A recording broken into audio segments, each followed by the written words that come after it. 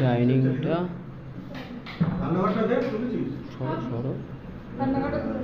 kitchen জলের চারটা স্বল্প সব জলের যে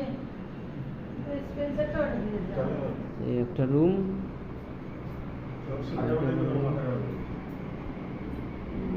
এই কাঠটা আছে এই একটা রুম এই একটা বাথরুম আর ডাইনিং হ্যাঁ ডাইনিং এটা করেছে ডাইনিং চলছি একটু এই ফ্রিজটার জন্য একটু দেখা যাচ্ছে না রুমটা ফ্রিজটা একটু অন্য জায়গায় সাইড করে এইদিকে কাজ করে নি এখন ফ্রিজটার জন্য